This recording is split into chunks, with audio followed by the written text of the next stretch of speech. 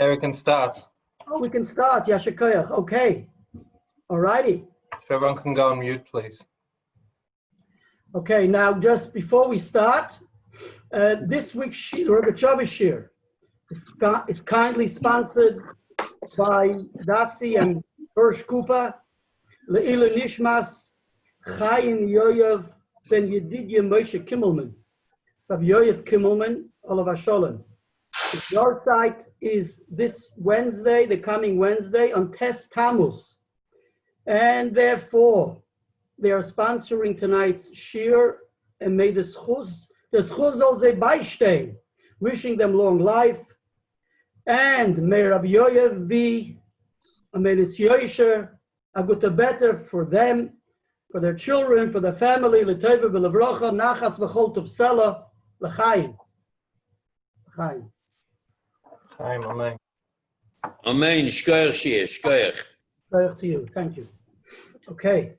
I also remember Rabbi Yoyev at times, and I don't know how many times, but a couple of times, he even sat in. We joined together, Zalazain Ogesheit, in the Archikala Shiurim. Yes.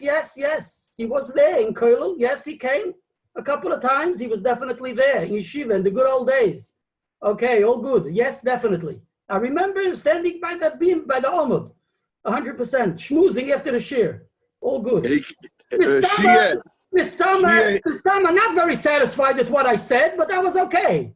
Shia, if I may add, he was very pleased with what you said. He was very impressed. I remember my father telling me what he said about Yoshiyurim. Okay, Yashikoyach.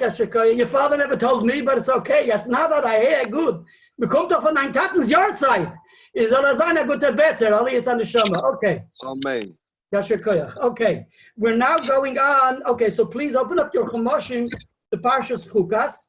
The topic is very topical, as we started off last week with the Parshas Yofan Dreshes. What the Pri Megadim said. Well, this week we're going to discuss something which is also, unfortunately, Yofan Dreshes, and it's about the Mei Merivah. The Mei Merivah, the waters of strife. Mei Merivah. Okay. And interesting, there are very many Pirushim discussing the sin of Moshe Rabbeinu and Aaron HaKohen at the Mei Merivah and about the Mei Merivah, and therefore HaKadosh Baruch Hu says they won't come into Eretz Yisrael. That's how severe this sin was. So not in vain, there's a whole lengthy deliberation in the Meforshim, in the Rishonim. You'll take out your regular Mikrois Gedolis, you'll see it's like not to be believed how the Ibn Ezra, the Arichas, usually the Ibn Ezra is short. Here you have an Arichas in the Ibn Ezra, you have an Arichas Gedola in the Ramban, who is totally dissatisfied with the Pirush Rashi. Then you have a lengthy discussion in the Arachaim HaKodesh and in all the other different Meforshim. And there are 10 Biurim found in the Meforshim, mainly in the Rishonim, of what was the Hecht, the sin of the Mei Merivah. That is introduced to us, laid out and presented in the Abarbanel, and thereafter also in the Arachaim HaKodesh and mentioned in the Kliyokar. And the Abarbanel, you think 10 is not enough, huh? The Abarbanel is an 11th. And get ready, there comes a 12th, and that's the Rogatchover, but there are many more in addition. But the Rogatchover has a fascinating take on this Mei Merivah and the analysis of Mei Merivah. And even though the Rogatchover Gaon, and he's quite serious about it, because he has it in many of his Sforim. It's recorded in a response in 1912 and in 1913, and then also in his glosses on the Sechte Brochas from Ksav Yad, and also in a tshuva in Tafrei in 1932, and also in his glosses on the Chumash. So he keeps on recording and mentioning it and referring back to it. So even though in certain times he says, Masha Amarti Bidrush would possibly can be interpreted that it's not pshat and it's not halacha, it's a drush, but lav dafka, he's quite serious because he says it in the context of halacha, so we'll get there. This is just to keep you in suspense to let you know that something fascinating is coming up. So please be patient. Okay, we'll get there. Now, as being that we are allotted a limited amount of time, because after the hour, we are going to turn into a pumpkin. Excuse me. No, you know what I meant. You know what I mean. You know what I'm talking about? What happens after midnight? Okay, but no, I meant to say because after the hour is up, that's it. That's as much time we're allotted to. So therefore, we can't go into the detail of all the different mefarshim, and also I haven't. So for all those who are interested, you take out your standard chumash, you'll find loads of mefarshim and pirushim. We're going to focus on certain specific points as a lead up to the beer of the Rogatchover Gaon. And this is as follows. You take out your chumash in Parshas Chukas, in Parsha, in Kapitel Chof, chapter 20, Kapitel Chof, and starting from, the beginning of Kapitel Chof, and it goes on from Kapitel Chof, and basically what we read in the Chumash, Yidden came to Midbar Sin, and it says, Thomas Shom Miriam, Vatikover Shom, Miriam passed away, and she's there interred. And because Miriam passes away, it says in the next pasuk, in pasuk Beis, V'lo Yehoya Mayim Lo Eda, Yidden had no water. And like Rashi brings immediately, Mikan, from here we see, Shal Kol Arboim Shona Hoya Lehem Be'er B'schus Miriam.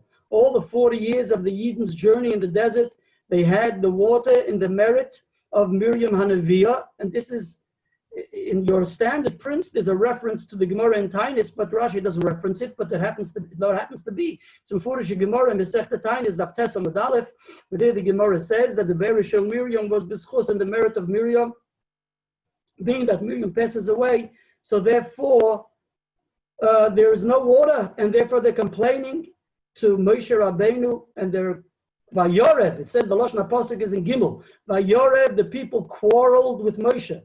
And they go on and they said, what's going to be with us? What did you bring us into the desert? What did you take us out of Mitzrayim, etc.? And they conclude in Pasuk Hey that the Umayim Ayin Lishtais, there's no water to drink. Moshe and Aaron come to the Pesach Oil Moed, and Hashem reveals himself to them. And in Pasuk Zayin, we read on, it says, HaKadosh Baruch Hu says to Moshe as follows, take the staff, Kaches Hamata, take the staff, gather the people, and you and your brother should speak to the Selah, Leineim, to speak to the rock in front of them. The Nosa Meimov, and the water will come forth, will give its water. The Ishkisa, and you'll have water, the water will come forth. It shall give its waters, and the water will bring forth. I'm translating it, I'm following the translation of the Art Scroll. The water you shall bring forth for them, water from the rock, and give to drink the assembly and their animals. Okay, it's all about drinking water. So it seems they complained they had no water to drink. Hashem says you'll be able to have water for them to drink and also for their animals. Moshe takes the staff, Milfnei Hashem, Kasher Tzivo, and Moshe and Aaron gather the Yidden, El Pnei HaSelah, before the rock, and Moshe addresses them, rebels.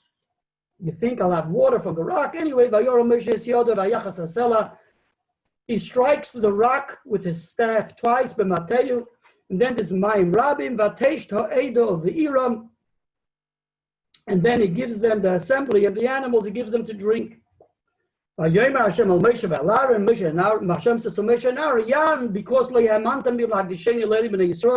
because you didn't have trust in me to sanctify my name in the eyes of the Yidden,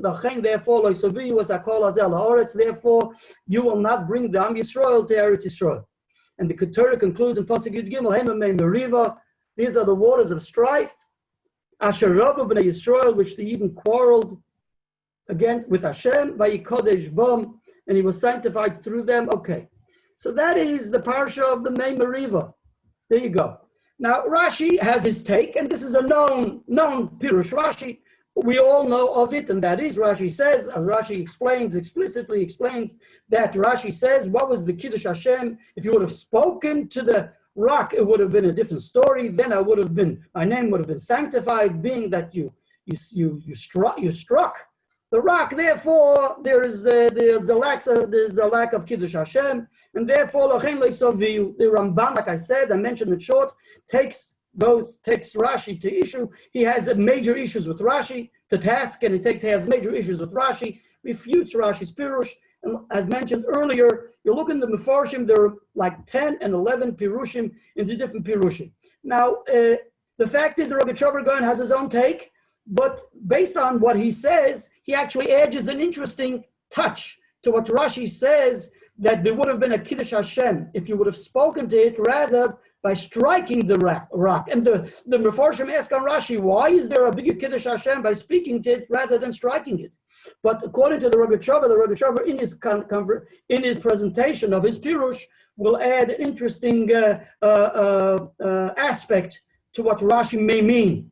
Okay, but we'll go there, we'll get there soon. But before we go to the Rogatchover's Pirush, and basically that's what we're going to do today. We'll go directly to the Pirush of the Rogatchover Gaon, but there's some inyanim which we have to introduce, and this is what the Mefarshim say. HaKadosh Baruch Hu says, please go back to Pasuk Ches, that is Kapitel Chav Pasuk Ches. It says in the Chumash, Kachas Hamate, take the staff and gather the Yidden. And then it says in Pasuk Tes, Moshe took the staff milifnei Hashem kasher tzivo, as he commanded him.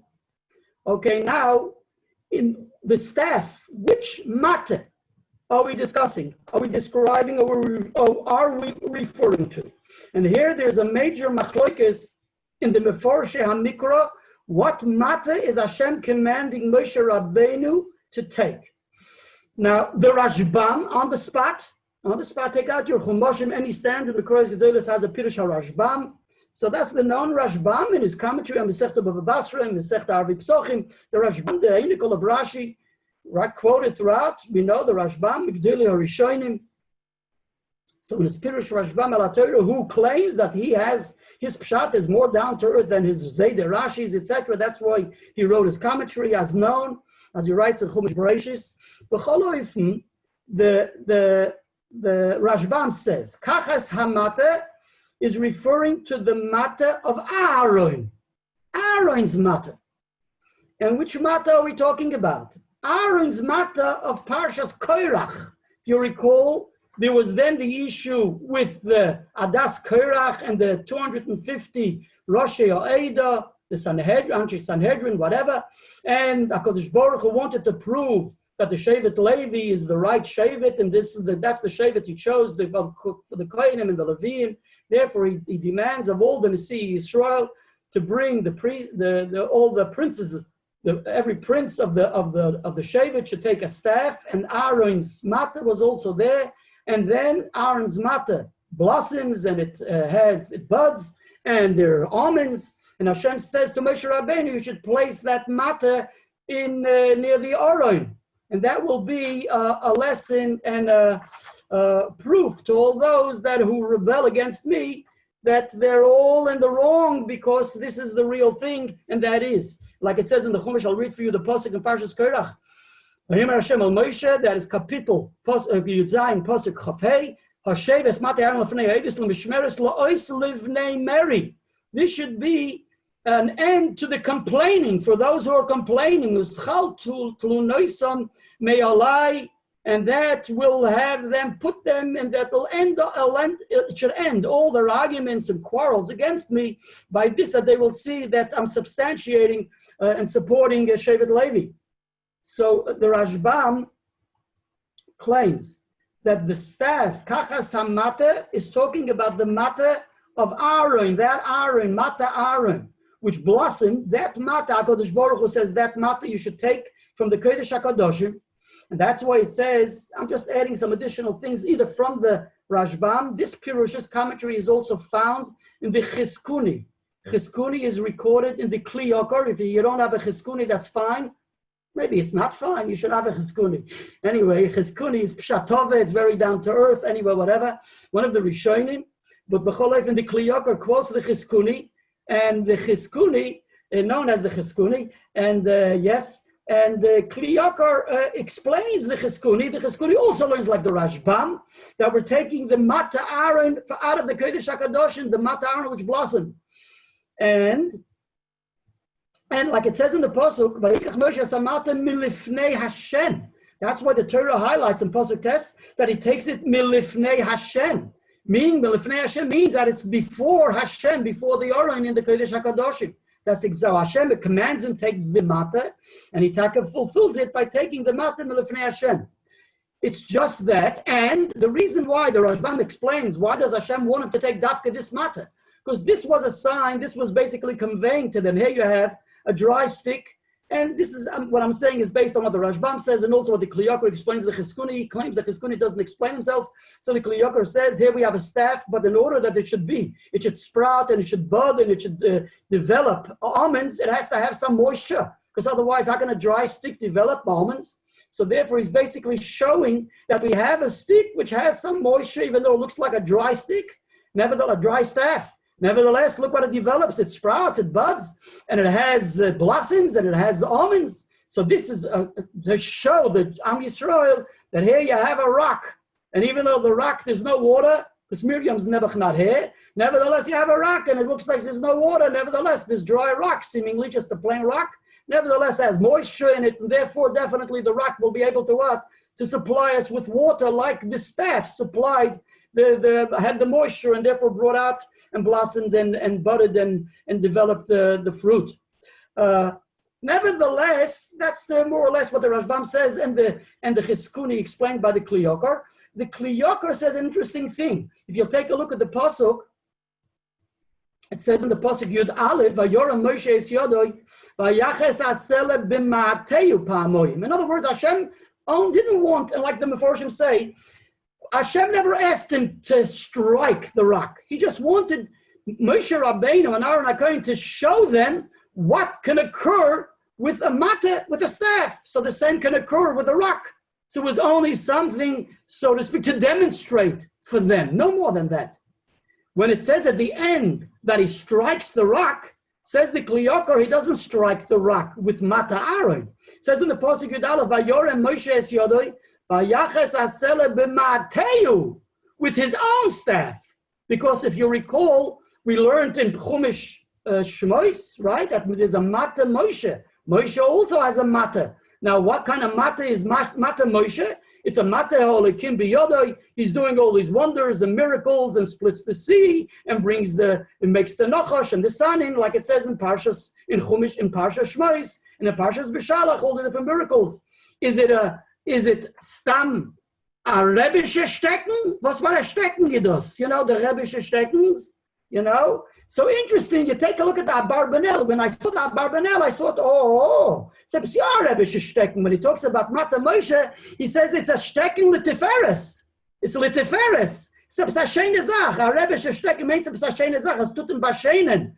Right? It enhances the Rebbe, especially if it's a silver stecken tab, it's a silver handle, and it's not just silver plated. And I don't know what goes on today with all the different types of staffs and steckens and Rebbe steckens, but let me let you know there are a lot of different forms and fashions of steckens. If you know, Bat Masterson also had a stecken.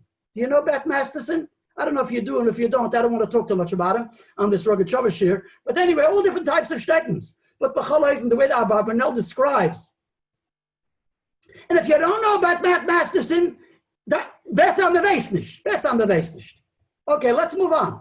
The Iker, but the way that Barbanel describes Mata Moshe, which is the Mata which made miracles, etc. So he says it's a Mata Litiferes, it's a Shener Stecken, but the fact is that Mata Moshe, it was Mata Moshe. So that's what the Kli Yakar says, Vayorem Moshe es yoda vayachas asel b'mateu. When he strikes the rock, he uses his own mata. Okay, this is the take of the Rashbam. You take a look at the Ibn Ezra. The Ibn Ezra says that I saw the way they explain the Ibn Ezra. I'm not so sure they understand the Ibn Ezra correctly, but the Ibn Ezra says, when HaKadosh Baruch Hu says you should take the mata, and he takes the mata milifnei Hashem, so the Ibn Ezra says it's the mata ha'elikim, mata elikim, right? Mata elikim. And that's why it says Lefnei Hashem, as mentioned earlier, but I'm not so sure he means so I've seen... Isn't someone saying that Mata Moshe was Mate from Udam Rishon? What do you want to say, therefore? And that was the Mate from Moshe, was the Mate from Udam Rishon. That's one of the things that was created by Moshe. Yes, that's correct, 100% so. Okay, yeah, that's why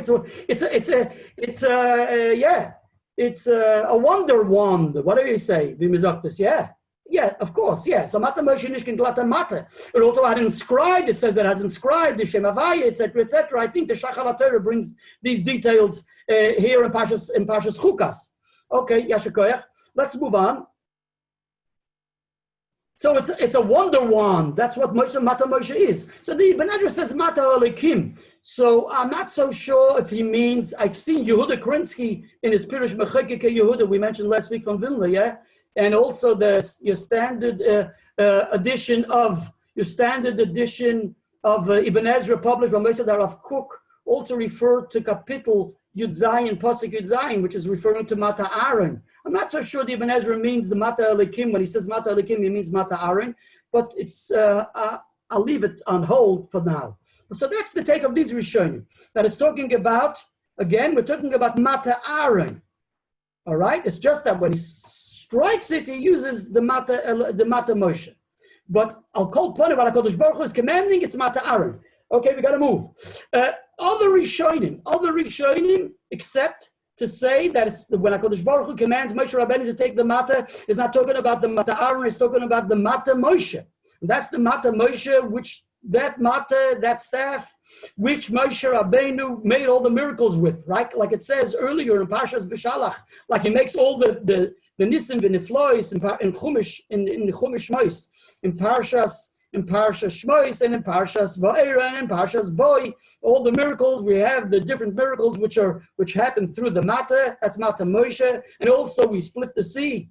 That happens with HaKadosh Baruch Hu tells him to take Matcha, Horem is Matcha, so you do it with your Mata, and also it says over there, Kisa Batsur, HaKadosh Baruch Hu says you should take the same Mata which you split the sea. You should also strike the Tsur, the rock.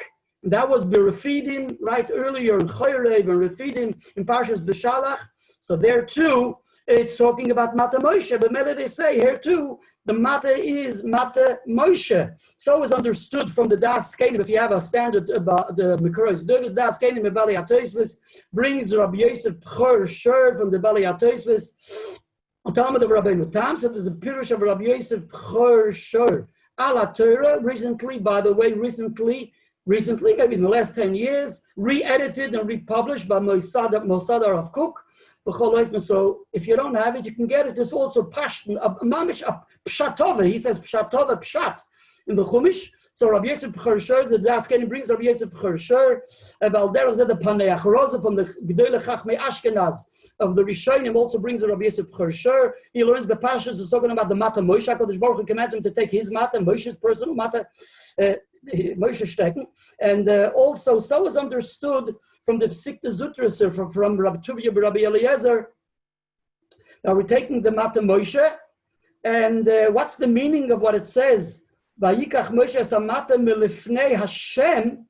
So it takes it milifnei Hashem. So the way I understand the Psikta Zutrasa, and so also Rab Aryeh Kaplan, Olav HaSholem in his Living Torah, understands the Psikta Zutrasa the same way, that he means that milifnei Hashem means it was in the Mishkan, but it wasn't in the Kodesh HaKadoshim, in the Holy of Holies. Moshe Rabbeinu can't enter the Holy of Holies, but he can enter the Mishkan. And where was Moshe's Mata all this time? He did all the miracles. So throughout the journeys, the 40 years in the desert, from after Yetzias Mitzrayim and after Kriyas Yamsuf, where was the Mata lying? Right? So the Mata was in the Mishkan. That's what it says in the Psikta Zutras, the way Rabbi Aryeh Kaplan, Olav HaSholem understands the Psikta Zutras, and so it is Bepashtus.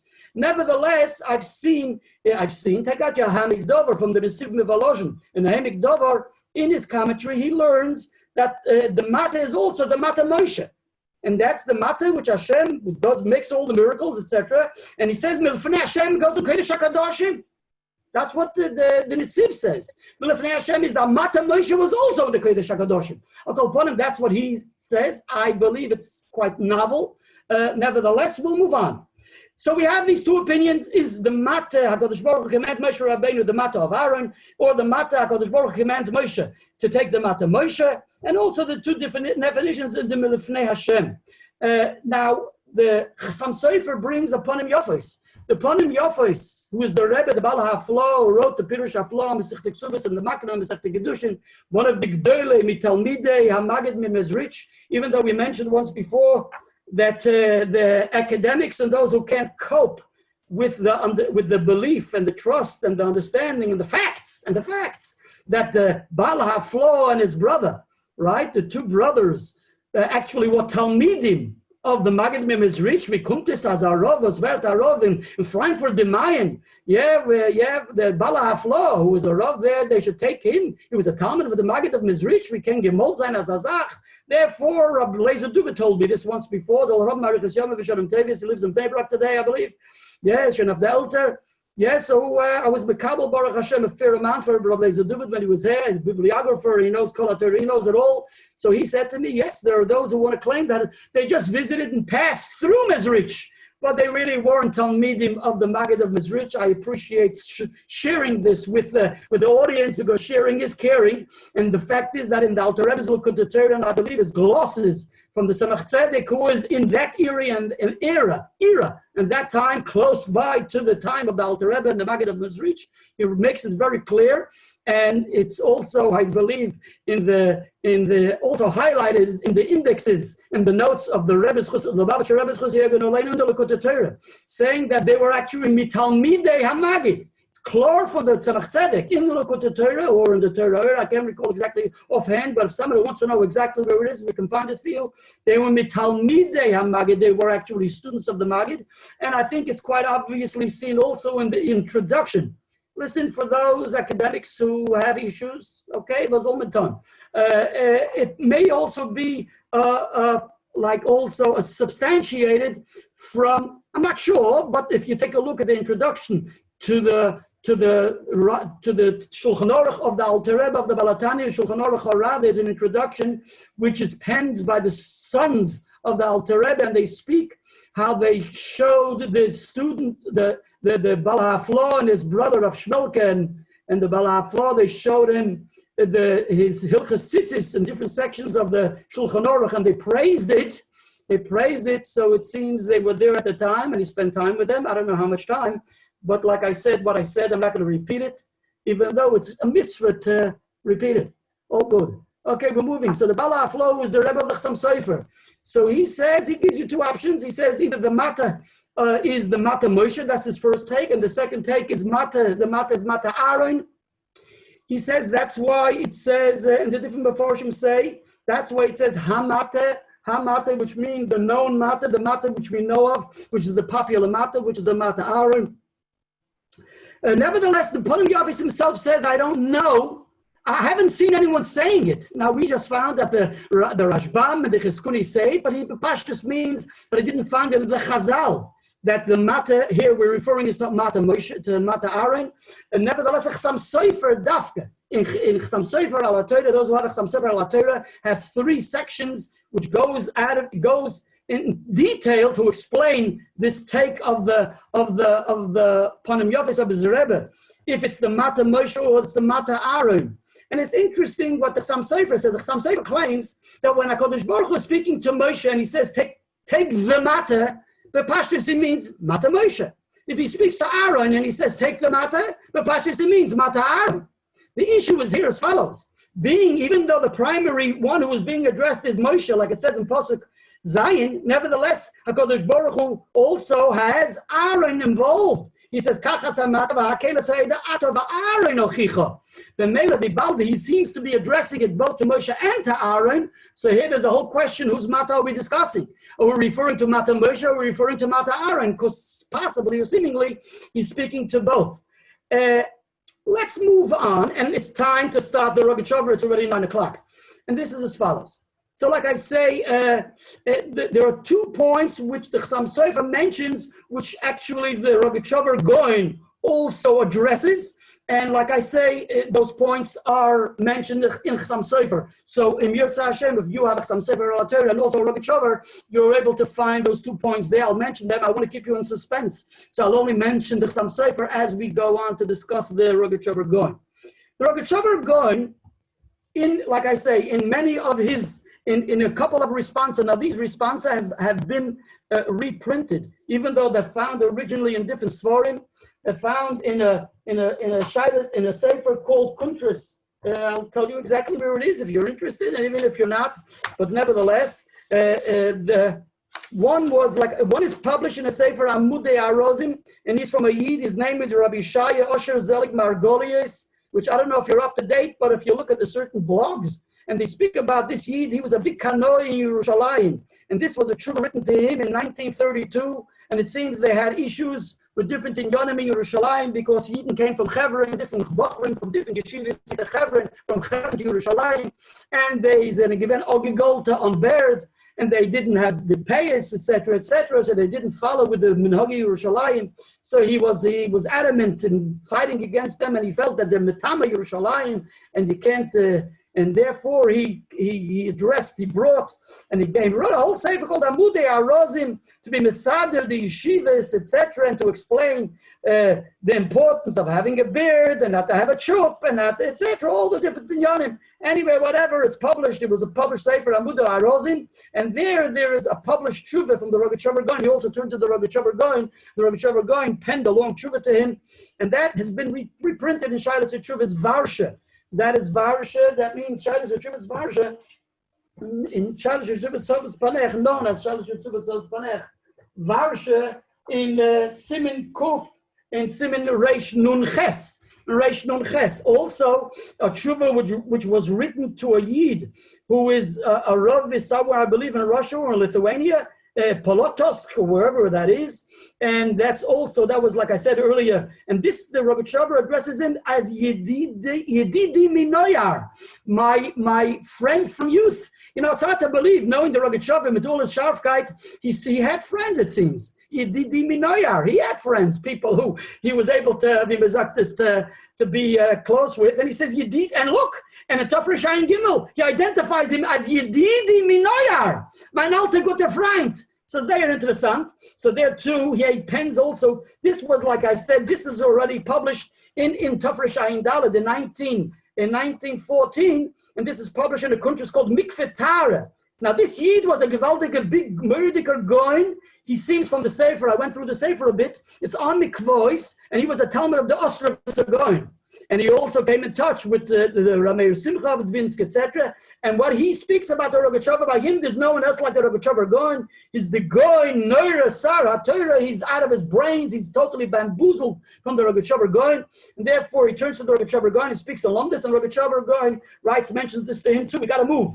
Okay, so the Rogatchover Gaon says as follows, an interesting thing. Everything you know from the Rogatchover Gaon, also, like I said, also in Shailas Tshuva is published by Harav Kasher. It's called Shailas Tshuva Tovs Panech, which was published in Yerushalayim, Tafshin Chof Hey, which is 1965. So therefore, there too, there is a tshuva in Simin.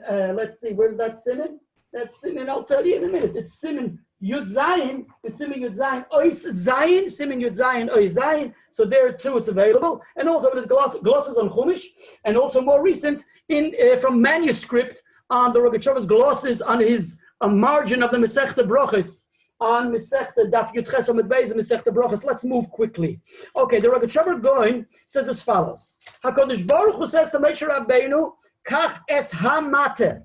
Hamate, says the Rogatchover Gaon. We find throughout the Shas, and he references many different places in the Shas, that wherever it says with the Hey Hayidiyah, we know in the Hebrew grammar or in the Lashon Kodesh, and Rashi brings it also, and throughout the Mefarshim, when it says Hamate, it doesn't say Kach es matcho, right? It doesn't say matcho. Matcho, when we find in Parshas B'Shalach, if you take out a Chumash in Parshas B'Shalach, where HaKadosh Baruch Hu says to Moshe Rabbeinu, you should take, where HaKadosh Baruch Hu speaks to Moshe Rabbeinu, and he says to him that there is a need.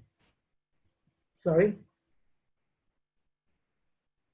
HaKadosh Baruch Hu says in Kapitel Yud Zayin, in Chumash, Parshas B'Shalach, he says, Umatcho asher hikisa bo yasa yaor kach biyotcha v'holachta. There HaKadosh Baruch Hu says to Moshe Rabbeinu, Matcho, your matter. So it's very clear. Moshe Rabbeinu is addressed and says matcho, so we know for sure there's no two ways and no question in our minds. We're talking about the matter of Moshe.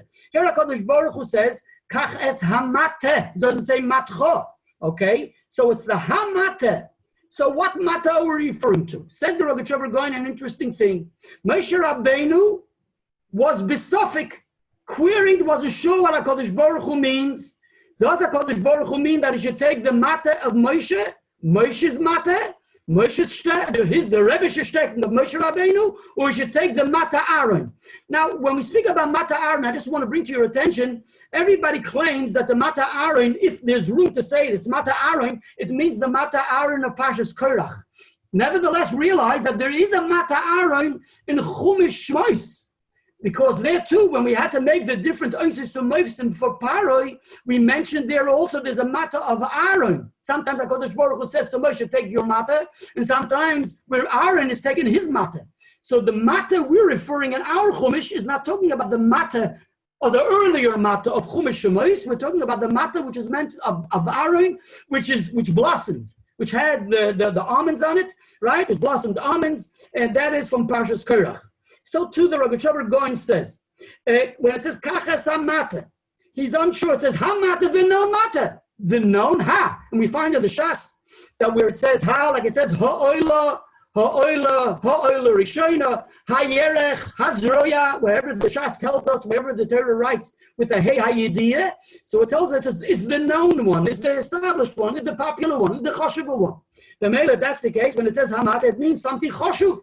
So the Moshe Rabbeinu understood to interpret when it says Hamata the Choshev one. Moshe Rabbeinu says, who's Choshev? Surely Aaron HaKohen's Mata is the Choshev one. That's the way his interpretation was. We'll soon see why he interpreted that way. And the Rogatchover brings to our attention as follows an interesting thing. Why targeted Moshe Rabbeinu interpreted when HaKadosh Baruch Hu says Kachas Hamata? It's referring to Aaron HaKohen. So he says as follows. He says there's a known machlokes. Moshe Rabbeinu has a din melech. We know Moshe Rabbeinu is a melech. Rashi brings it in Chumash, and also the Rambam brings it, right? That's why he's the one who was Soimech the Sanhedrin. It's V'shivim ish, so Moshe is al gabeim. He is the melech. He's the nasi. So Moshe Rabbeinu has a din melech. Aaron HaKohen is a Kohen Gadol. He's the Kohen Gadol. That's established in the Chumash. Now, if that's the case, who is greater? Who comes first? Who takes precedence? A king or a Kohen Gadol? So the Rogatchover Gaon shares with us interesting information. The Rambam paskins in Hilchas Melachim, Perek Beis Halacha Hey, that the Melech has to stand up for the Kohen Gadol. Would you believe it? There he says everybody has to give honor and respect to the Melech Yisrael. But there's an exception. The Melech has to stand up for who? For the Kohen Gadol. And the Rambam brings proof from the Chumash. In Bamidbar, in Parshas Pinchas. If you don't mind, open up. You don't have to open your Chumash. I'll open it for you, and I'll tell you where it says in Parshas Pinchas. Let me find the Chumash in Parshas Pinchas. So in Parshas Pinchas it says as follows. The pasuk says, you should take Yehoshua, Parshas Pinchas, Kapitel Chavzayin, pasuk Yutes and pasuk Yutes. HaKadosh Baruch Hu says to Moshe Rabbeinu, take Yehoshua and appoint him as the forthcoming leader. So it says, and then it says, says the Rambam. The Rambam derives it from this pasuk. It says in the Torah that Yehoshua, who has a din of a melech, right? And the Rambam passes that way in Hilchas Melachim Perek Aleph, that Yehoshua has a din of a melech, has a criteria of a king, and therefore it says in the pasuk, says the Rambam, Perek Beis Halacha Hey, that because the pasuk says in Kapitel Chavzayin, pasuk Chav Aleph, V'lefnei Elazar HaKohen Ya'amoid, and there Elazar HaKohen was the Kohen. He's wearing the Choshen Nishbad Urim V'Tumim, so he has a din of a Kohen Gadol. From there we see that the Kohen, right, that the Melech has to stand up and give respect to the Kohen Gadol. The Rambam codifies this in the Halacha. So here we see that a Kohen Gadol takes precedence over a king. So Moshe Rabbeinu is the king. Aaron HaKohen is the Kohen Gadol. So therefore, when HaKadosh Baruch Hu says to him, Kach es hamata, surely HaKadosh Baruch Hu, in the context of Halacha, surely is referring to Aaron HaKohen's staff, because his staff takes precedence over my staff. That is the Mata Hachi Chashuva, the most important one, because the Kohen Gadol was more important than the Melech.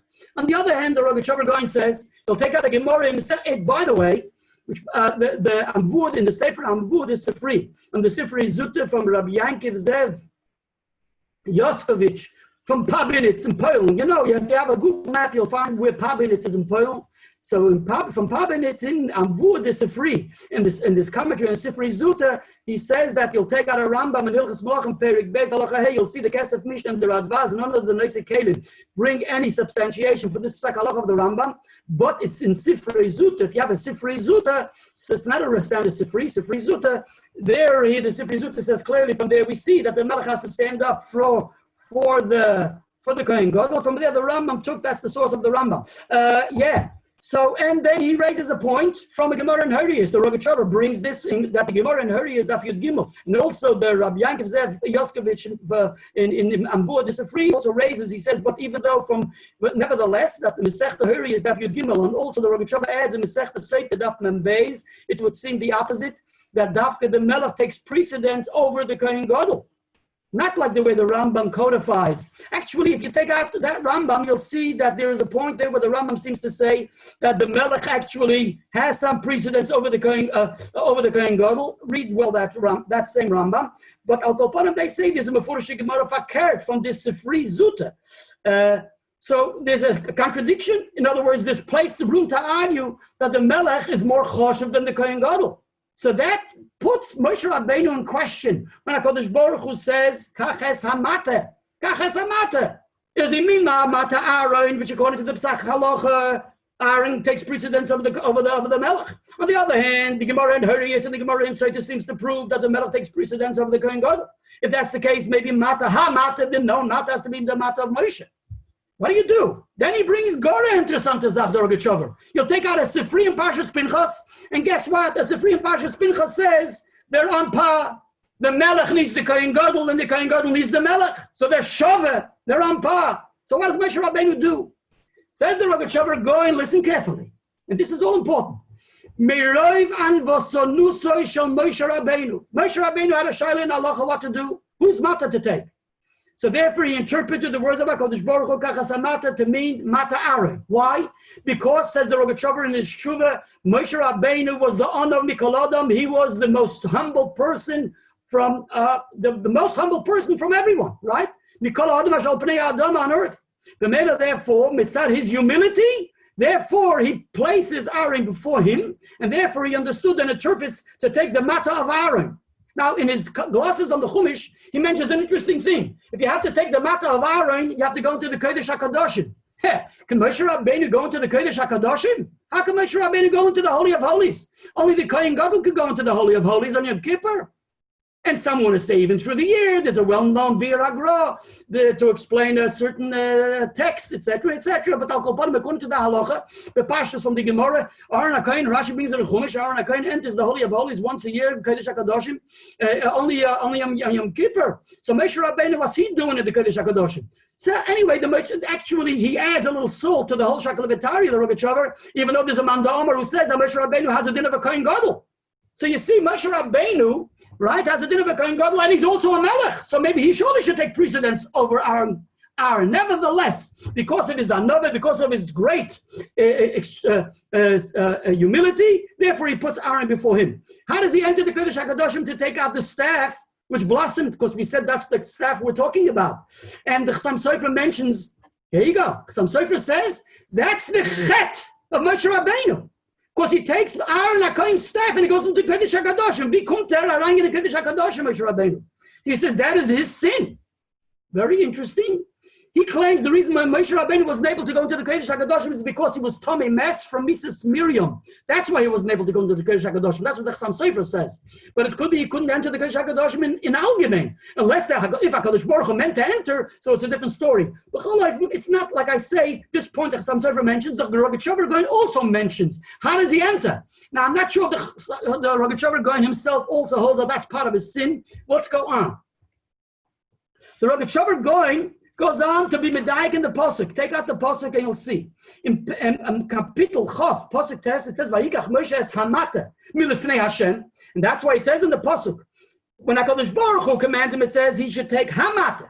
So hamata, even HaKadosh Baruch Hu meant mata Moshe, the mata which made all the miracles. Nevertheless, he says hamata is mata Aaron. That's what he understood. That's why it says in Kapitel Chof, pasuk test, Moshe takes the mata milifnei Hashem. That's why the Torah adds there milifnei Hashem to let us know that it takes Mata Aaron, which is before the Oren. That's where Mata Aaron was, like it says in Parshas Korach. Guess what? Says the Rogatchover, that's why it says Kasher Tzivohu. Wow. He says, take a look further on in the Parsha. It says as follows. In Parshas Chukas, in Kapitel Chav, Pasuk Chav Zayin, where HaKadosh Baruch Hu commands Mei Merivah in relation to Aaron, the burial of Aaron, he commands Elazar to do certain inyonim. It says in the Pasuk, Vayas Moshe Kasher Tziva Hashem. Moshe fulfilled what Hashem commanded him. What does it say here? Here it says the Rogatchover, Vayikach Moshe Kasher Tzivohu. Tzivo, what doesn't it say Kasher Tziva Hashem? Like it says further by Elazar, says the Rogatchover going Kasher Tziva Hashem. It couldn't say Kasher Tziva Hashem here. Because Tziva Hashem, what was the true definition of Hashem's nevuah to him, of Hashem's commandment? Mata Moshe. That's why the Torah doesn't say Kasher Tziva Hashem, like it says further on. We can say Kasher Tzivo, meaning that Moshe Rabbeinu is the essence of nevuah, etc. Therefore, we can still put it in the context of the Tzivui of Hashem, even though Hashem meant Mata Moshe and not Mata Aaron. Listen to what the Rogatchover goes on to say. Now, we see in a big machlokes Rishonim, is it Mata Moshe, is it Mata Aaron? We see the Rogatchover going and says that there's a whole shakalavatari in a big pulpul, is it Mata Moshe and Mata Aaron? L'may nafkemina, is there a difference if it's Mata Moshe or Mata Aaron? Says the Rogatchover, there's a fundamental difference and a primary difference between Mata Moshe and Mata Aaron. Guess what? Take out a chumash, and that is in Parsha Shmos. Normally, when we talk about a mata, a staff, the pashtus, like it was in Parshas Korach, we're talking about the matos, their staffs, they're coming from wood, it's coming from a bulk, from a chunk of wood, and they're sliced, and you make a mata, you make a staff out of it, right? You make a stecken, a rebische stecken, or whatever, I don't know what the rebische steckens are made out of, but whatever the pashtus, it's normally also lightweight, right? It's lightweight, it's from a lighter wood, you should be able to handle it, it shouldn't draw the person down. A hiking stick, you take a hiking stick, when you go hiking, so maybe it's a little heavier, but it's generally of what? Of wood, right? You rip off a branch and you get yourself a good hiking stick and you go hiking. Generally, a mata means, or a makel, a stecken, is of wood. That's bepashtus. Okay, now let's take out a chumash and see as follows. What? So, bepashtus, Mata Aaron, the one who was mentioned in Chumash Shmos. And also the Mata is definitely, the Mata mentioned in Parshas Korach, which from it was blossomed, and we had the fruit of the almonds. Definitely they were all coming from the same chunk of wood like we mentioned, right? It was from the almond wood, as we mentioned earlier last week. So it's poshed that way, there's no question about that. How about Mata Moshe? What was Mata Moshe's material made of? So let's take out a Chumash and a Rashi. You don't have to go too far. And Rashi says, if you have a Chumash in Parshas B'Shalach, HaKadosh Baruch Hu says to Mei Merivah, there too, Yidden complained that we had no water. And Hashem says as follows. Hineni yamid lefanecha shama latzur b'choyre v'hikisa batzur v'yotza mimenu mayim v'shasa ha'om v'yaskein Moshe Lein Yizikni Yisrael. I'll read it to you in English. Behold, I shall stand before you by the rock in Chorev. You shall strike into the rock, and water will come forth from it, and the people will drink. That's what it says there. Now, the Loshen is, you should strike into the rock. So Rashi comments as follows. It says, V'ikisa batsur, says Rashi, Al hatsur loy nemar ela bitsur. Okay, bitsur. Let me read for you the Rashi. I'll read it for you in the Art Scroll Rashi, just for those who want to follow in the English. I'll read it for you in the Rashi. Rashi says, V'ikisa batsur, that's Kapitel Yud Zayin, Pasuk Vav, chapter 17, verse 6. The Kisa Batsur says Rashi, you shall strike into the rock, says Rashi. Alatsur loy nemar, it does not say upon the rock, ela batsur, but rather into the rock. Mikan says Rashi, Sha'amata hoya shelmin dovar chazak. From here, there is a source for the idea that the staff, Moshe's, was of a type of a hard material, Ushmoi Sanperinun, whose name is Sanperinun. What is Sanperinun? Well, our notes, the glosses in the Art Scroll Chumash, and that's the way generally usually translated as sapphire. Sapphire. There you go. Sanperinun is sapphire. That's a gem. Sapphire. That's a blue gem. That's a rock. Okay. V'hatsur nivka miponov, and the rock split before it. the rock which from it came flowed the water, so the rock split before the what? Before Moshe Rabbeinu's staff. So Moshe Rabbeinu's staff is made of samperinum. Let's not forget that. Samperinum, which by the way, that's what it says in the Pasuk, Kipatish Yefoitzeitz Sela, that we find sometimes that the Sela, the rock, can cause that the patish, the hammer, should split.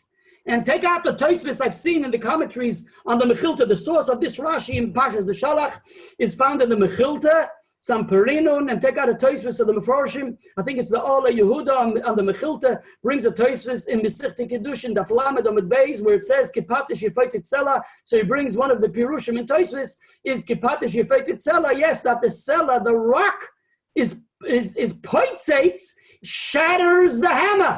Yes, the rock shatters the hammer. That's how strong that sapphire stone is. Tosfos brings in the Mesechta Kedushin Daf Lamed Amud Beis. Alrighty. So now we have a very clear distinction between Moshe's staff and Aaron's staff. Aaron's staff is made of wood, and Moshe's staff is made of samperinum. Who cares? L'maynaf kemine. Here goes. Hecht und Steunt. You know what I said? Hecht und Steunt. This is serious stuff. Listen to Mei Merivah, the Chidush Nifla of the Rogatchover Gaon. Now, I want to let you know as an introduction.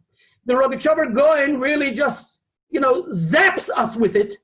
But if one knows Hilchas Mikvois very well, he can appreciate the Rogatchover Gaon's Chidush, or Dafka will find the Rogatchover's the Chidush problematic because based on the certain guidelines of Hilchas Mikvois, the halachos of Mikvois, he'll find that it doesn't seem to coincide with a lot of the dinim. So therefore, we may in a time will possibly not allowed to go into the details of all the halachos which relate to this special chiddush of the Rogatchover Gaon, but at least hopefully we'll get, the tip of the iceberg or drop in the bucket of what the Rogatchover Gaon says, and I'll attempt and endeavor in this short time left, which is like 15 minutes left, to share with you what I'm able to share with you. So the Rogatchover Gaon says as follows. Now, water, right? Now, what are we talking about?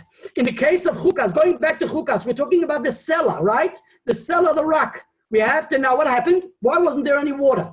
The Be'er Shel Miriam, Rashi, we mentioned this earlier, the Be'er Shel Miriam was B'schus Miriam. For 40 years, Yidden had water to drink from the Be'er Shel Miriam. What happened after Miriam passes away? There's no water. Yidden need water to drink for their animals. So, what do? There's a Sela. Which Sela? So Rashi already learns that the Sela we're talking about is the Be'er Shel Miriam. That's the rock. Which is the Be'er Shel Miriam? You just couldn't identify it because it went and it settled with all the other rocks in that area. But Rashi says clearly that we're referring to the Be'er Shel Miriam. And there's a long, lengthy Ramban. Take out your Ramban. Also, Hamin Asela Hazeh Neitzel Chamoim. So he brings from the Chazal. Right? He brings from the Chazal. I forgot exactly which pasuk, but one of the psukim, the Ramban brings from the Chazal, based on the Chazal, that it's all about the Be'er Shel Miriam. And this is found in the Rashi, like I say, in the Chumash. This is also found in the Rashi, in Mesechta Tainis Daf Tes, that we say that after Miriam passed away, the Be'er Shel Miriam came back. B'schus, in the merit of Moshe and Aaron. And that is, what is the merit of Moshe and Aaron? This is what they, with their staff, when they brought back the water. And as it says in the sequence, the Parshas Chukas, Ali Be'er Anulo, and it says Be'er Chafaru Asorim. So Rashi says Be'er Chafaru Asorim. It's a Be'er with Sorim, which prince masters dug up, so to speak. It's referring to Aaron and Moshe, which b'schus them the Be'er Shel Miriam returned. And this is with the staff. So it's Be'er Shel Miriam. We're talking about the Sela, the Be'er Shel Miriam. Now, till this point, which is the 40th year in the desert, Miriam passed away in the 40th year, the Yidden were in the desert. Throughout the 40 years, Yidden had water in the desert. Now, this water served an additional purpose, not just water for drink, like the Chumash details, right? That it was for them to be able to drink. But in addition to that, it also served the purpose of a mikveh and a mayim. In other words, all the Jewish men and women, right? When there was a need for the Yidden to eat taros, for them to go into the Beis HaMikdash, and for the Yidden, for those who were tummy mess, and we needed the hazas mechatos. So we needed spring water, we needed mikvah water, etc., for the men and the women. So where do they have water in the desert? So the Gemara says, says the Gemara, and this is a Gemara which we once addressed and we discussed and we focused on this Gemara and this Rashi, but we're not going to go there now. We're just going to present it, introduce it. And the Gemara says, Mefurish, that the Gemara says, Omar Rav, the Gemara says in Masechet Shabbos 35a, Omar Rav, Mayon hametaltel tohor, a movable, right, a mobile mayon, a mobile spring is tohor. V'zeu be'era shel Miriam. Now we know the halacha is for a mikveh has to be stationary and in the ground, and the same goes for a spring water has to be in the ground. B'chubalak. This is something novel. We have a mobile mikveh, we have a mobile mayon, a mobile spring, which, like Rashi says, rolled along for the Am Yisrael throughout the desert wherever they journeyed. This mikveh, this mayon, this spring is rolling. Like, not the Rolling Stones, but maybe that's where the Rolling Stones took their name. You have a stone which is rolling, right? I know they have an issue with Trump that is using their songs without permission. Okay, so maybe it's Minyana de Yom Lahavdul. Okay, sorry for that. Let's go on. So here you have Rolling Stones, right? So there's a Rolling Stone.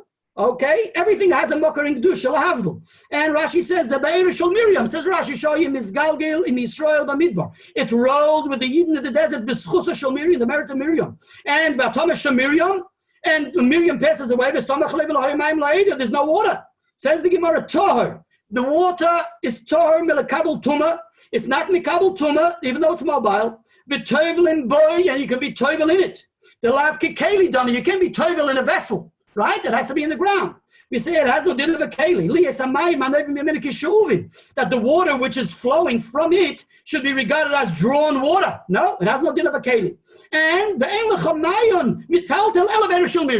only mitzias that we have, that there could be a spring which is movable, which is mobile, only Be'er Shel Miriam. That's what the Rogatchover says. That's why we don't find that the Rambam should record this Gemara lahalacha, because it doesn't exist any longer. Because lahalacha we need to have the mayon of the mikveh stationary in the ground, etc. in mechubal karka. But here we have a mayon and a talpul. That's the Be'er Shel Miriam. So the Mele, it's very clear from this Rashi, says the Rogatchover going that throughout their stay in the desert, the journey to the desert, they had water to be tovel in the mikveh. Now, for those who needed, like I say, spring water, living water, they were able to use it. For those who needed mikveh water, they were able to use it, etc. Okay, all's good and fine. Not a problem. And therefore, the Rogatchover takes issue with the Tosfos in this. Takes issue with the Tosfos. I don't know. You could say on the Rogatchover he takes issue with the Tosfos, because if the Rogatchover was Bizman Tanaim, he would have been a Tana. And if he's Bizman Rishonim, he would have been, and like the Rogatchover says in an interview. So this interviewer who came from France or whatever, and he interviews him in 1935, and he asks him, who are your friends? Who are your friends? So he says his friends are the Bali HaTosfos. They are his friends. And who is your teacher? He says the Rambam is my teacher. So his Rebbe is the Rambam, and his friends are the Bali HaTosfos. I'll call upon him, so the Rogatchover takes issue. That's a printed newspaper, by the way, in an article. So the Rogatchover takes issue with the Tosfos in Masechet Bechorah, Daf Nun Vav 56a, where Rabbi Tam asks, how did the Yidden have water in the desert? Because from the Gemara it comes out that only from the Euphrates at a certain time throughout the year they were able to use the Euphrates River for mikveh water to be tovel for whatever, whoever needed the tefillah in the mikveh or the tefillah in the mayon, but only certain times of the year. In other times of the year, it wasn't accessible because there were rainwater, and the rainwater is flowing, and you have to have a rainwater which is stationary. And as long as the rainwater is flowing, it's not good enough, because we know the mikveh has to be bashboren, has to be stationary and gathered, and has to be still water. So how can it be good? And Tosfos has the shaila, and Tosfos tries to reconcile it, and the Rogatchover raises the issue, what's going on there? It's in Mefurish Gemara in Masechet Shabbos Daf Lamed Hey that they had the Be'er Shel Miriam. So what's Tosfos' question? And this question is also raised by Rameir Shapiro in Shalas Chuvas Rameir in his Shalas Chuvas and Siman Lamed Gimel, and in the Shalas Chuvas Kol Yankiv, which is in the edition of Mandelbaum from Bnei Brak. So he published the Shalas Chuvas Rameir, which there he references the Shalas Chuvas Kol Yankiv, which deals with the issue. But I'll call upon the Rogatchover raises the issue that we see clearly that that's what they used. They had the Mayim Be'er Shel Miriam. Good, all good. Now Miriam passes away, and there's no water. No, even though in the Chumash it says they don't have any water to drink, maybe out of tznius they said that. I have no idea. But the that's Rogatchover. It's not just they don't have any water to drink; they have no water to be tovel in. The men can't eat no tares, can't go into a Beis Hamikdash. The women can't be toivel. What's going on here? There's no water, not just not to drink, like it says in the Chumash, but there's no water at all. What happens? Moshe Rabbeinu, HaKadosh Baruch Hu tells him a way to get water. What did HaKadosh Baruch Hu want? HaKadosh Baruch Hu wanted Moshe Rabbeinu to take Aaron's staff, Hamata, Aaron's staff, right? But, excuse me, HaKadosh Baruch Hu, I'm sorry. HaKadosh Baruch Hu wanted he should take Mata Moshe. You should take Moshe's staff. Moshe, mitzad his anivus, mitzad he was so humble, he says, no, HaKadosh Baruch Hu wanted to take Aaron's staff. Guess what? That is the problem. If he would have taken his own staff, it wouldn't have been a problem. It would have been wonderful. And that's what HaKadosh Baruch Hu says, take your staff. But he, because of his anova, because of his being, he was humble, he takes Aaron's staff, and that's what caused the problem. And the Rogatchover, now this is what adds a touch, an interesting touch. We'll soon explain it. I'll soon explain myself. I'll explain what the Rogatchover says. This is the interesting touch on Rashi. Rashi says, if we would have been spoken to the rock, it would have been okay. Would have been a Kiddush Hashem. But now that we strike the rock, it's not a Kiddush Hashem. The Rogatchover says as follows. Being that Moshe Rabbeinu ends up taking Aaron's staff, then because of that, Moshe Rabbeinu should have spoken to the rock, not strike the rock. But only because he took Aaron's staff. But if he would have taken his own staff, it wouldn't have been a problem. Why? Guess what? So here we have a Mishnah. The Rogatchover refers us to a Mishnah, Masechta Mikvahos, Perikei Mishnah Hey, which, according to most Meforshim, that's the meaning of the Gemara, the meaning of this Mishnah, at least according to the Rambam, many other Meforshim, is based on a Gemara, Masechta Zvachim, Daf Chaf Hey Yomad Beis. And this is a halacha of Havayoso Al Yedei Tahara. We learn out from a Pasuk, in Masechta Zvachim, Daf Chaf Hey Yomad Beis, that when we want to establish a Maidis Machlokes or Rishonim, if this refers to spring water, this refers also to mikvah water, or only to mikvah water, or only to a spring water, whatever. But we're not going into the details now. But the Rogatchover refers us to a Mishnah where the Mishnah says that if we want to establish a mayon or a mikvah, right, and we need to have the channel, the water is flowing, but we have to have that the water should establish the mikvah or the mayon. So we need to have a channel that it should be established. This has to be established after with something which is not susceptible to tumah. Something which is not susceptible to tumah. That's the Gemara. I'm going to read for you the Gemara quickly. The Gemara says, we know from the Pasuk, it says in the Pasuk as follows. It says in the Pasuk, the Gemara mentions a Mishnah, Masechta Torah Perik Vav, Nasin Yodo Yeragloi Oy Oli Yerok is Sheyavru Mayim Lechavis. He has to gather spring water in a jug, right? And for spring water, we need living water, spring water. But the only way he's able to gather it is via his hand. He takes his hand or his foot, all right? And he has the water, he channels the water via his hand or his foot for the spring water to fill up in the jug. Says the Gemara, it's possible that water is not kosher for mechatos. Why? Because the only way the water was able to get into this jar was only via your hand or your foot. A person, if he's tamei, and even if he's tar, he's susceptible to tumah. Something which is a channel, which is susceptible to tumah, cannot establish the establishment of a mikveh or the gathering of living water. But if he takes something, says the Mishnah, but if he takes something which is not susceptible to tumah, that's okay. We learn it from a pasuk. It says, "Ach mayin uber mikveh mayin yiyator." It's havayoson al yedei tahara. Havayoson al yedei tahara. That means havoya means creating the pool of water or creating this water. In order, when we establish the water, I'll read it for you in the English translation. Our Gemara focuses on the phrase shall be tar and expounds it as meaning that a gathering of a mikveh water must come into being through means of tara. That is, the water must be channeled into the mikveh by means of matter that is unsusceptible to tumah. You get it? This rule applies not only to a mikveh water, but also to water gathered for sanctification with ashes of the parah aduma, etc. So take out your art scroll. I just read it for you in the art scroll English, okay, in the Masechta Zvachim Daf Samach Aleph. Sorry, Chaf Yomad Beis. I'll call upon him. That's the halacha, that there's a halacha about vayosa al yedei tahara. Says the Rogatchover as follows. The Rambam says in his Pirush HaMishnayos in Masechta Mikvos, it says there, Rabbi Yossi is of the opinion that if someone takes a zav or a zava, a human being who is tamei, or a makel. It says in the Mishnah makel, Mesechta Mikvos, Perikei Mishnah Hey. Makel a stecken, a staff. If he uses a staff to channel the water to establish the mayon or the mikveh, so that is called havayasa al yedei tumah. That we're establishing the mikveh through something which is susceptible to tumah. Says the Rambam in his commentary on the Mishnah. Says the Rambam, pshutei kleyates. Now the Rambam in Hilchas Kelim, Perik Aleph, says, and also in the additional prokim, that pshutei, there's a halacha as follows. Pshutei klei even. Klei even. We know a klei even, a receptacle of stone, right? Of rock. Or even pshutei klei even. Flat klei even are not susceptible to tumah, right? If it's rock or stone or gems. But if it's eitz made of wood, so if it's a receptacle, it's mekabel tumah, kleyates. But if it's pshutei kleyates, it's a flat piece of wood, right? So the din is pshutei kleyates is a big machloikis. The pashtus, the Rosh words, you're not mekabel tumah. The Rambam holds pshutei kleyates is mekabel tumah, is susceptible to tumah, susceptible to ritual impurity, to contamination with the rabbanon.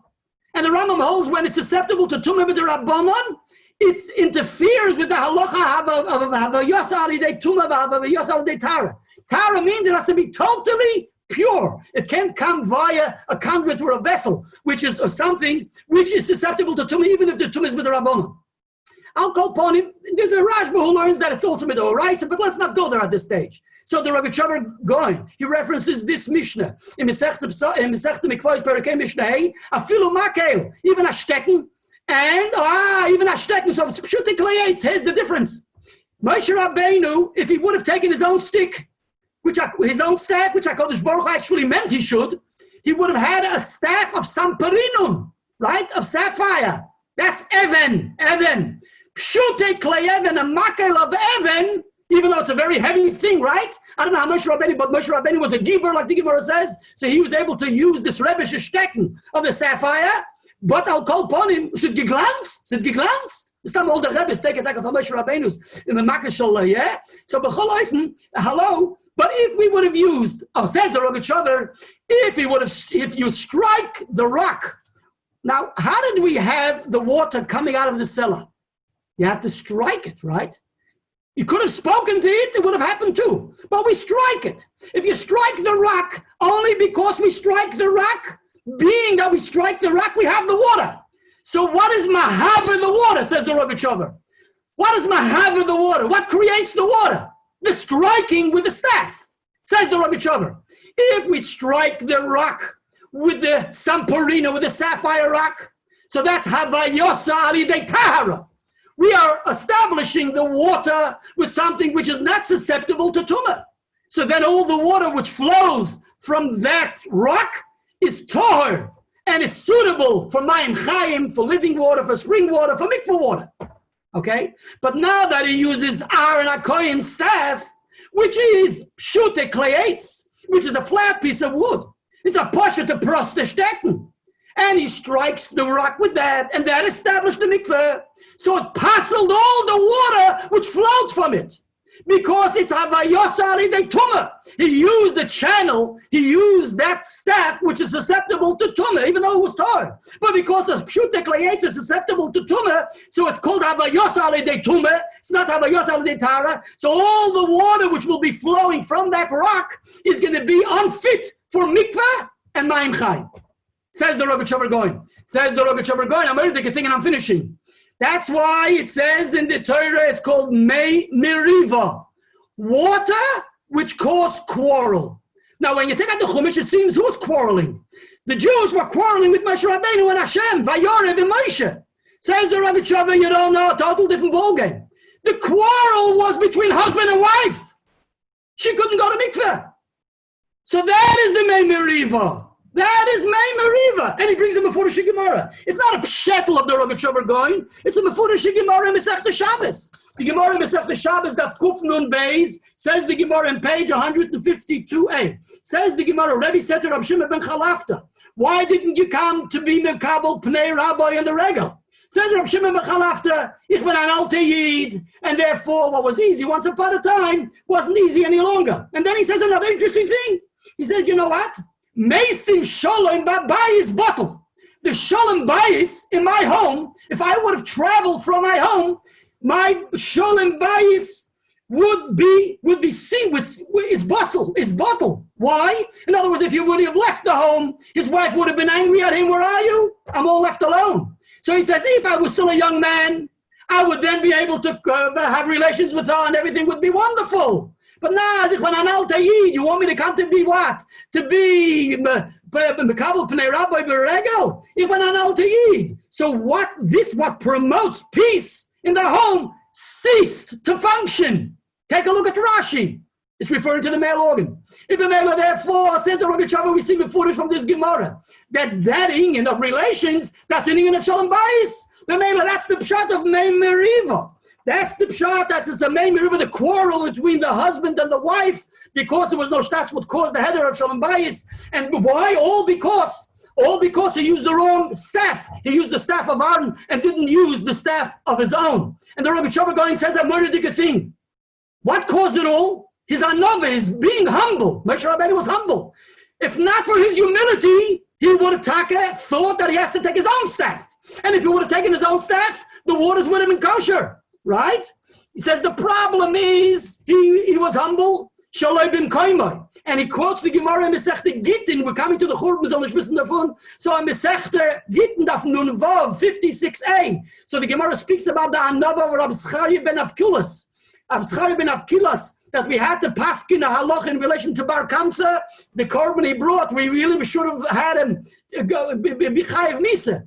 But Rabbi Zcharia ben Avkilas didn't want to paskin that is chayiv misa. And the Gemara says, if they would have paskin, then he would have paskin in order to put Bar Kamsa in his place, because he was passing it on to the Romans that he didn't want to accept his korban, if not for his humility, if not for his anova. Now, Rashi says it wasn't Dafka Anova Kipshutoi, but take out the Meforshim, the Gerish Yerachim learns Anova means Kipshutoi. He had humility, Shalai ben Koimoi. He was acting humble, that he felt that he didn't have to express his authority, and therefore felt that I don't want to paskin in relation to Bar Kamsa. Says the Gemara, what did that cause? It caused the Churban of Am Yisrael. Yidden went into Golus and called the Churban Beis Hamikdash.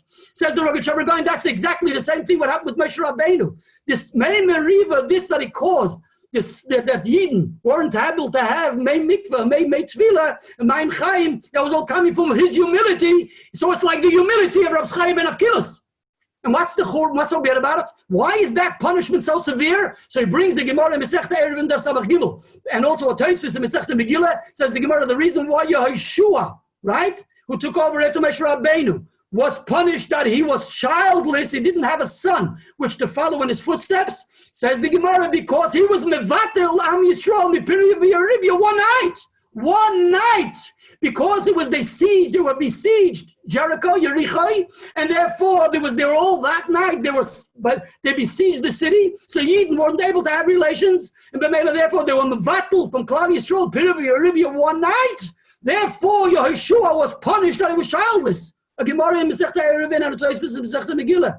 The Mele here we understand the severity of the sin of Moshe Rabbeinu, that because of this, that he did the wrong thing with the staff, based on his humility, that's what caused the Yidden for what? For the 40th year, the whole year, they didn't have the Mei Mikveh, and therefore the Rogatchover goes on to say in his Pirush, I'm finishing, Pirush on Masechta Pesach, on Masechta Brochos, he says, we know that the inyan of Tahara, Mikveh, Mayim, Chayim, etc., brings the inyan of Torah, etc., and where there's no Tahara, there's Shikchas HaTorah, etc., etc. He brings from many different chazals. He says that's what caused that when Moshe Rabbeinu passed away, being that there was no Mayim from the Be'er Shel Miriam, in the kosher way, that's what caused the Shikchas HaTorah. The Gemara says in Masechta Tmura that Yidden forgot thousands of halachas, hundreds and thousands of halachas and sveikis in Torah, which Moshe Rabbeinu passed on. And after the Petira of the Halabelos of Moshe Rabbeinu, he says only it's all because of the Mei Merivah. It's because there was no Torah, therefore it ceased to have the extension of Talmud Torah, of Limud HaTorah, which the Rogatchover references this Tosfos to say, I believe, also to show that at the end of the day, Tosfos' question is valid in Masechta Bchoros, because the 40th year there was taka an issue before the Yidden entered Eretz Yisrael. Before they went over the Yarden, they had an issue with whether we have Mei Mikveh or Mayim Chaim etc., because they were left with a Beirashal Miriam, which was just good enough for drinking water, but no more than that. Have a wonderful night. Yashikoyach for having, Yashikoyach for coming. Keep well, B'suras Toivos. Keep safe. L'chaim v'levrocha. Shkoyach.